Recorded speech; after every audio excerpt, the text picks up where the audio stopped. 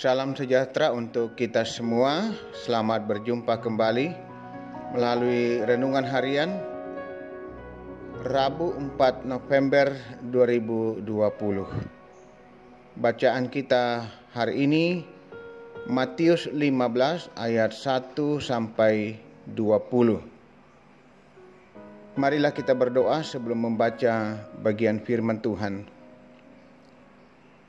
Ya Tuhan, kami mensyukuri hidup dan kehidupan yang Tuhan anugerahkan. Dan kami mau sungguh-sungguh memaknai hidup ini dengan senantiasa hidup dalam melakukan apa yang menyenangkan Tuhan dan yang seturut dengan kehendak Tuhan. Roh Kudus kiranya menuntun kami dan menolong kami, bahkan memampukan kami memahami firman-Mu pada saat ini. Tuhan, mari berbicaralah kepada kami. Kami telah sedia mendengar. Di dalam Yesus Kristus, Tuhan yang setia menuntun kami berdoa. Amin. Matius 15 ayat 1 sampai 20. Perintah Allah dan adat istiadat Yahudi. Kemudian datanglah beberapa orang Farisi dan ahli Taurat dari Yerusalem kepada Yesus dan berkata, "Mengapa murid-murid-Mu melanggar adat istiadat nenek moyang kita? Mereka tidak membasuh tangan sebelum makan." Tetapi jawab Yesus kepada mereka, "Mengapa kamu pun melanggar perintah Allah demi adat istiadat nenek moyangmu? Sebab Allah berfirman, hormatilah ayahmu dan ibumu, dan lagi, siapa yang mengutuki ayahnya atau ibunya, pasti dihukum mati. Tetapi kamu berkata, barang siapa berkata kepada bapaknya atau kepada ibunya, apa yang ada padaku yang dapat digunakan untuk pemeliharaanmu, sudah digunakan untuk persembahan kepada Allah. Orang itu tidak wajib lagi menghormati bapaknya atau ibunya. Dengan demikian, firman Allah kamu nyatakan tidak berlaku demi adat istiadatmu sendiri. Hai orang-orang munafik, benarlah nubuat Yesaya tentang kamu. Bangsa ini memuliakan aku dengan bibirnya, padahal hatinya jauh daripadaku. Percuma mereka beribadah kepadaku, sedangkan ajaran yang mereka ajarkan ialah perintah manusia." Lalu Yesus memanggil orang banyak dan berkata kepada mereka, "Dengar dan camkanlah, bukan yang masuk ke dalam mulut yang menajiskan orang, melainkan yang keluar dari mulut, itulah yang menajiskan orang." Maka datanglah murid-muridnya dan bertanya kepadanya, "Engkau tahu bahwa perkataanmu itu telah menjadi batu sandungan bagi orang-orang Farisi?" Jawab Yesus, "Setiap tanaman yang tidak ditanam oleh Bapakku yang di sorga akan dicabut dengan akar-akarnya. Biarkanlah mereka itu. Mereka orang buta yang menuntun orang buta. Jika orang buta menuntun orang buta, pasti keduanya jatuh ke dalam lubang." Lalu Petrus berkata kepadanya, "Jelaskanlah perumpamaan itu kepada kami." Jawab Yesus, "Kamu pun masih belum dapat memahaminya? Tidak tahukah kamu bahwa segala sesuatu yang masuk ke dalam mulut turun ke dalam perut lalu dibuang di jamban? Tetapi apa yang keluar dari mulut berasal dari hati, dan itulah yang menajiskan orang. Karena dari hati timbul segala pikiran jahat, pembunuhan, persinahan, percabulan, pencurian, sumpah palsu, dan hujat. Itulah yang menajiskan orang, tetapi makan dengan tangan yang tidak dibasuh tidak menajiskan orang." Saudara-saudara, kita memahami firman Tuhan dengan tema seturut perintah Allah. seturut perintah Allah. Dalam kehidupan bersama di lingkungan masyarakat, kadang kita selalu saja menjumpai ada orang yang memiliki perilaku yang baik, tetapi ada juga yang buruk. Namun kita tidak perlu terlalu takut, tetapi marilah kita hadapi itu sebagai kesempatan untuk bersaksi tentang kebenaran. Tuhan Yesus berhadapan dengan orang-orang Farisi dan ahli Taurat yang merasa hebat karena mengandalkan adat istiadat. Mereka menegur Yesus karena murid-muridnya makan tanpa membasuh tangan terlebih dahulu, seperti adat istiadat Yahudi. Yesus pun menjawab dengan menunjukkan bahwa perintah Allah lebih utama daripada adat istiadat. Ritual dan segala peraturan adat istiadat mereka jalankan dengan tekun. Namun kehendak Tuhan tidak mereka lakukan. Yesus menegur mereka sebagai orang munafik. Karena itu hati-hatilah terhadap kemunafikan. Karena kemunafikan dapat menjerumuskan kita pada rutinitas dan ritual agama semata dan mengabaikan praktek kasih yang sesungguhnya. Ayat 19. Lebih dari itu, jangan iri hati dan sakit hati terhadap orang-orang munafik, karena penghakiman Allah pasti terjadi.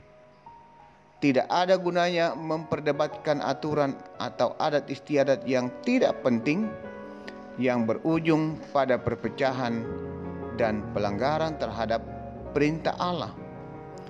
Karena itu yang terpenting adalah apakah kita dapat menjadi saksi dan terang Kristus yang berdaya guna dalam masyarakat dan keluarga, untuk selalu siap menjadi agen pembawa perubahan sehingga Tuhan dimuliakan dalam hidup kita.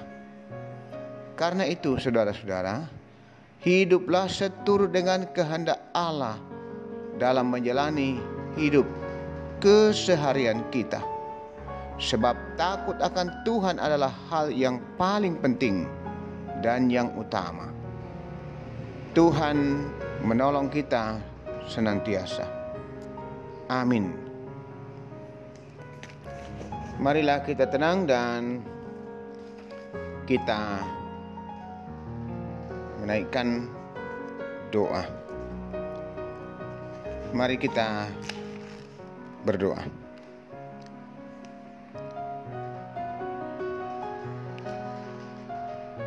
Ya Tuhan, biarlah Roh Kudus senantiasa melayakkan dan memampukan kami sungguh memahami dan melakukan firman-Mu. Kami mau menempatkan firman Tuhan di atas segalanya, termasuk adat istiadat yang kami jalani. Ya Allah Bapa di sorga, berkatilah hidup kami, berkatilah persekutuan kami, jemaat Tuhan di jemaat Rama. Biarlah jemaat-Mu sungguh-sungguh hidup takut kepada Tuhan, setia dan taat, dan sungguh-sungguh menempatkan segala perintah Tuhan di atas segala-galanya. Firman-Mu itulah yang akan terus menjadi pedoman bagi kami, penuntun bagi kami, yang akan mengarahkan setiap langkah hidup kami. Bapa Surgawi, berkati persekutuan kami agar jemaat-Mu terus hidup sungguh-sungguh berkenan di hadapan Tuhan dan hidup memuliakan Tuhan. Berkati pekerjaan dan pelayanan di jemaat ini Tuhan, agar semuanya berjalan dengan baik dan lancar, dan memampukan kami dalam mengangkat segala tugas pelayanan di tengah-tengah jemaat. Berkati juga pembangunan yang masih terus berlangsung. Kami percaya dengan kuasa dan pertolongan Tuhan, pembangunan ruang serbaguna dan ruang sekolah minggu pada waktunya akan selesai seturut kehendak Tuhan. Ya Tuhan, kami terus berdoa untuk saudara-saudara kami yang sedang bergumul karena sakit penyakit yang mereka alami. Kepadamu kami berseru dan berharap, Tuhan tolong mereka. Saudara kami yang dirawat di rumah sakit pun yang dalam upaya pemulihan dan penyembuhan di rumah. Kekasih kami, Ibu Cehadengen, Nenek Beko, Nyonya Matius Tururu, Nyonya Yeti Yulis Yusuf, Bapak Albertus Pengmasak, Bapak Yunus Mukdin, Bapak TR Andi Lolo, Bapak Yusuf Rante, Bapak Oni S. Lakbur Lawal, Joko dan Pascal anak dari Bapak Daniel Langan, Mikael Osi Randa Panggalo, Bapak Y. Salulingge di Rumah Sakit Bayangkara, Oma Keti, Nyonya Margareta Kobong, Bapak Karel Paranoan, Nyonya Ludia Kandola, Bapak Yusuf Dengen, Nyonya YS Banne, Saudara Naftali Minna, Nyonya Adriana Andarias 1, Nyonya Hermin Bongga, Nyonya Yohana Bura, Bapak Daniel Lupang di Rumah Sakit Stella Maris, Nyonya Damaris Siri, Bapak Sugeng Prihatno, Nyonya Marta Bangalino, Nyonya Baharudin Dendang, Nyonya Magdalena, Bapak Yakob Buang, Bapak Daniel Rinding Padang, keluarga dari Ibu Y. Panggalo, Nyonya Marta Lalang yang selesai menjalani operasi, Bapak Yohanes Sipi di Rumah Sakit Siloam, dan Nyonya Peter Tena.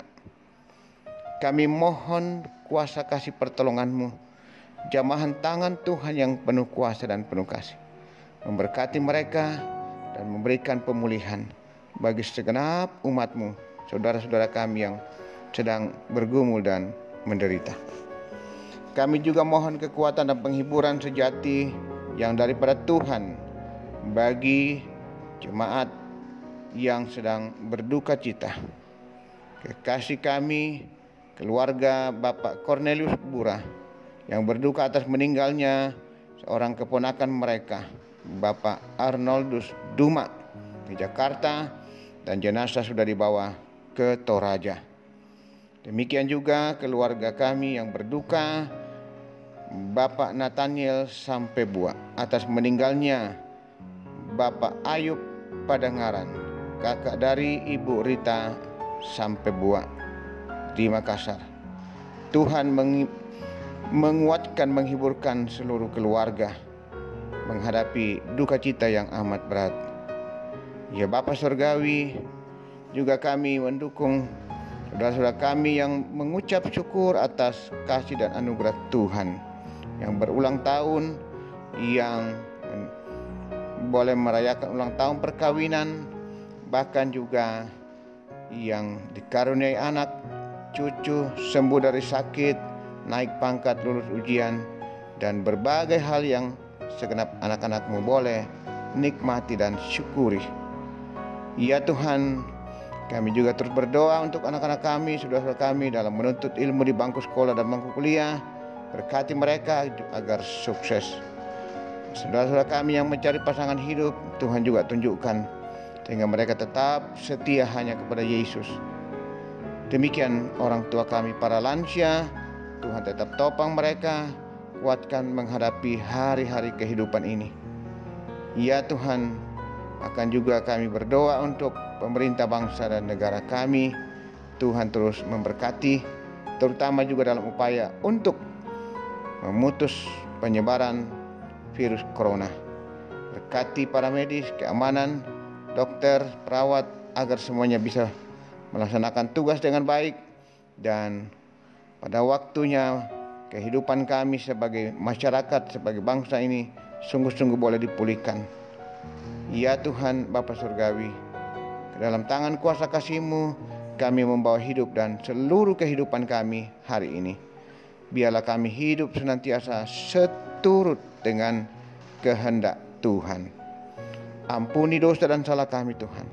Dengar kami yang berdoa, bersyukur dan berserah di dalam tuntunan kasih dan penyertaan Yesus Kristus, Tuhan penebus kami. Amin. Demikian renungan kita pada hari ini. Selamat beraktivitas. Tuhan memberkati senantiasa.